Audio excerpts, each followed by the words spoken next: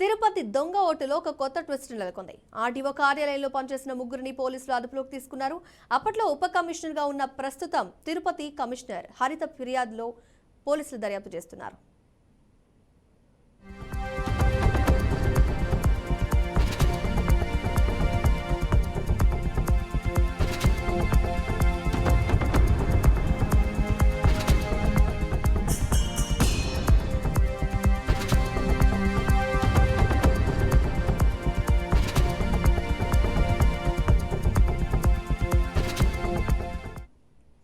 తిరుపతి దొంగ ఓట్లలో కొత్త ట్విస్ట్ నెలకొంది. ఆర్టీఓ కార్యాలయంలో పనిచేసిన ముగ్గురిని పోలీసులు అదుపులోకి తీసుకున్నారు. అప్పట్లో ఉప కమిషనర్ గా ప్రస్తుతం తిరుపతి కమిషనర్ గా హరిత ఉన్నారు. ఈ నేపథ్యంలో పోలీసులు దర్యాప్తు చేస్తున్నారు.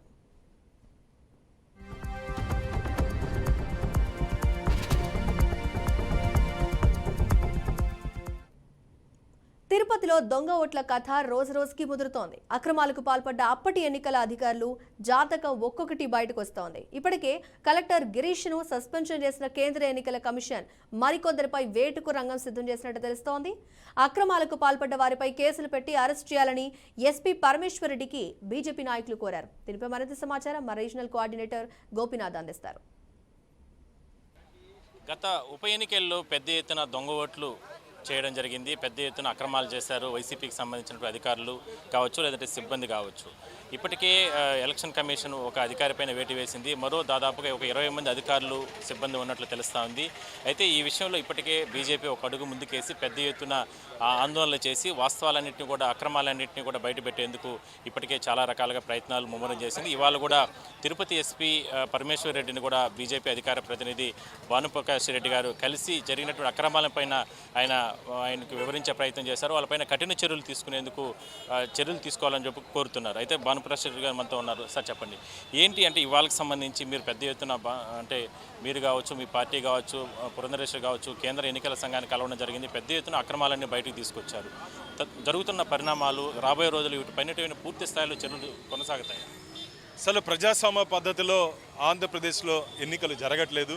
దీని మీద భారతీయ జనతా పార్టీ అనేక పర్యాలు ఎన్నికల కమిషన్కి మేము ఫిర్యాదు జరిగింది. అందులో భాగంగా పూర్తి స్థాయిలో విచారణ జరిపించాలని చెప్పి వారు ఆదేశించడం జరిగింది. అందులో తిరుపతి బై ఎలక్షన్స్లో, ఎంపీ బై ఎలక్షన్స్లో దాదాపు 35,000 పైచలకు దొంగ ఓట్లని ఇక్కడ నుండి ఆర్ఓ ఐడి నుంచి డౌన్లోడ్ చేసి తద్వారా దొంగ ఓట్లు ద్వారా ఆ రోజు ఎన్నికలు జరిగాయి.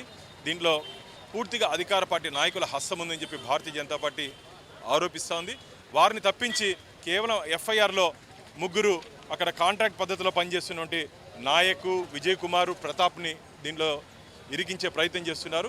భారతీయ జనతా పార్టీ అసలు నిందితుల్ని పట్టుకొని అసలు నిందితుల్ని చట్టం ముందు పెట్టాల్సిన బాధ్యత పోలీసు యంత్రాంగం మీద ఉంది. కానీ దురదృష్టవశాత్తు మన ఆంధ్రప్రదేశ్లో పోలీసు యంత్రాంగం పూర్తిగా అధికార పార్టీ తొత్తులుగా వ్యవహరిస్తున్నారు. ఐపీసీ సెక్షన్లో పనిచేయట్లేదు, వైసీపీ సెక్షన్లో మాత్రమే ఆంధ్రప్రదేశ్లో పనిచేస్తోంది. కాబట్టి ఈ రాష్ట్ర ముఖ్యమంత్రికి ధైర్యం ఉంటే దీని మీద సిబిఐ ఎంక్వైరీకి సిద్ధమా అని చెప్పి భారతీయ జనతా పార్టీ సవాల్ విసురుతా ఉంది. సార్, మీరు ఇవాళ తిరుపతి ఎస్పీని కలవడం జరిగింది. కలిసి ఏం ఫిర్యాదులు చేశారు? తూతూ మంత్రంగా విచారణ జరిపిస్తున్నటువంటి ఈ పోలీస్ యంత్రాంగం నిష్పక్షపాతంగా విచారణ జరిపించాలని చెప్పి దీని వెనకాల నుండి సూత్రధారులని, పాత్రధారులని, ముఖ్యంగా రాజకీయ నాయకుల హస్తం దీంట్లో ఉంది. వారి మీద కేసులు పెడితేనే ప్రజలు నమ్ముతారు మీ చిత్తశుద్ధిని. ఇలా అధికార పార్టీకి కొమ్ముగాసి జైల్లో ఉన్నారు. అదే పరిస్థితి రాబో రోజుల్లో మీరు కూడా నిష్పక్షపాతంగా చేయకపోతే విచారణ రాబో రోజుల్లో మీరు కూడా ఇబ్బంది పడతారు అని చెప్పి మీ ద్వారా వాళ్ళకి తెలియజేసుకుంటున్నారు. మొత్తం మీద అంటే ఎలక్షన్స్ సంబంధించి ఎందుకంటే అతి తక్కువ సమయం ఉంది, సార్వత్రిక ఎన్నికల సమయం దగ్గర పడుతుంది.